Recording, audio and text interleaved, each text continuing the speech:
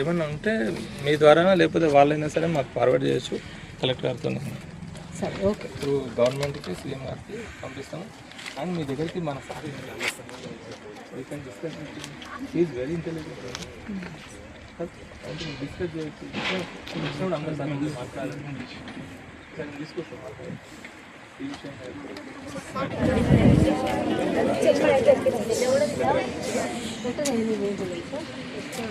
ఇంకా బయటకు వెళ్తాం ధర్నా చేస్తామా లేదమ్మా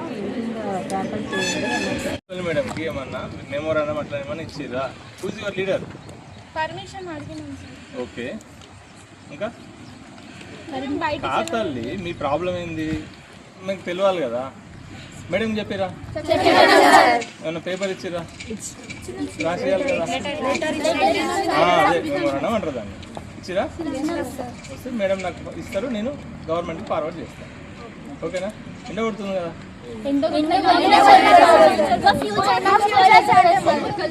కన్సర్న్ ఉంది కరెక్టే సార్ మీరు చెప్పేది ఇప్పుడు అందరు ప్రొటెస్ట్ చేస్తున్నారు మా కోసమే కదా మేము చేసే స్టూడెంట్స్ కోసం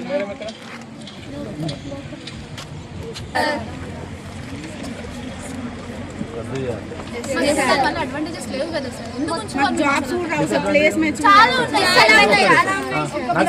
డిసడ్వాంటేజెస్ ఏంటంటే ఇప్పుడు మమ్మల్ని young skill young India skill యూనివర్సిటీలో కలపడం వల్ల ఫ్యూచర్ సిటీలో కలుపుతున్నారు సార్. దానివల్ల మాకు ఏమవుతుంది ఇదే లాస్ట్ డిగ్రీ అంటే మేము బీటెక్ వెళ్తాం కదా సార్ సెకండ్ ఇయర్కి వెళ్తాం ఈసెట్ ఎగ్జామ్ రాసి వెళ్తాం.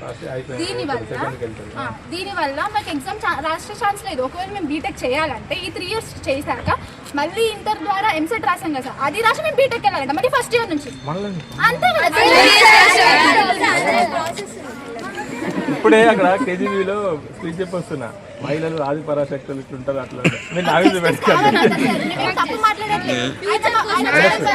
మాకు ఒక్కటి కూడా అడ్వాంటేజ్ లేదు అసలు. ఎందుకు కలుపుతుంది సరే సార్ వాళ్ళు 2 months అవుతుంది సార్ అది ఇంప్లిమెంట్ చేసి 2 months అవుతుంది. మనమే చెప్పాలి మా లైఫ్ లెటర్ రాసిరు కదా మేడంకి ఇచ్చిరు కదా మేడం దాంట్లో రాసిరా అసలు ఈ స్కీమ్ మీరు ఎందుకు పెట్టిరో కూడా మాకు అర్థం అవ్వట్లేదు. మాకు లాభం ఏం లేదు. అసలు మీరు స్టూడెంట్స్కి అన్యాయం చేద్దాం అనుకుంటురా లేదా మా ఫ్యూచర్ కోసం ఏమైనా చేద్దాం అనుకుంటురా అంటే అసలు అట్లా లేనే కనిపిస్తలేదు. ఇంట్లో అన్నీ మాకు డిసడ్వాంటేజెస్. ఇప్పుడు మాకు ఎస్బీటెట్ ఉంది దానివల్లనే మేము చేస్తున్నాం. తర్వాత ఫ్యూచర్లో లాటరల్ ఎంట్రీకి వెళ్ళి బీటెక్ చేసుకున్న తర్వాత ఎంటెక్ చేసుకుంటాం. మీరు అలాంటిది ఇప్పుడు వచ్చి శక్తిలో కలుపుతాము ఐటీ వాళ్ళతో ఏసీటీ వాళ్ళతో కలిపేసి ఇప్పుడు మీకు ఇదే లాస్ట్ డిగ్రీ దీని తర్వాత జాబ్ చేసుకోవాలి అని అంటే ఏ జాబ్ చేసుకుంటాం. మాకు 20K కన్నా ఎక్కువ రాదు. ఎందుకంటే మా ఎడ్యుకేషన్ అంతే ఉంటుంది. ఎవరిస్తారు మాకు జాబ్ అంత తక్కువ సాలరీ చేయడానికి రాలేము. మేము ఇక్కడ ఒక ప్యాషన్తో ఒక గోల్తో వచ్చినాం. మళ్ళీ ఇప్పుడు దాన్ని లీడ్ చేసేది ఎవరు పోనీ సరే పెడుతురు అలా ఎవరు లీడ్ చేస్తారు ఒక ప్రైవేట్ కంపెనీ లీడ్ చేస్తుంది ఎవరు ఆనంద్ మహేంద్ర అంటే ఆయనకు సంబంధించిన స్కిల్స్ మాకు నేర్పిస్తారు. ఏం చేయాలి స్కిల్స్తోని మాకు అది కాదు కావాల్సింది. మాకు ప్యాషన్తో మేము డిప్లొమా తీసుకొని బీటెక్ చేసి ఒక సాఫ్ట్వేర్ అవుదామని వచ్చినాం ఇక్కడికి అంతే తప్ప ఎవడో ఒక ప్రైవేట్ కంపెనీ వచ్చి మాకు నేర్పించి అదే పనులు మేము చేసుకొని దాని మీద మా జీవితం అంతా మేము ఆధారపడలేం కదా. మాకు ఫ్యూచర్ గోల్స్ ఉన్నాయి. మేము ఫ్యూచర్లో అన్ని సక్సెస్ అవ్వాలని చెప్పి చేస్తున్నాం ఇదంతా.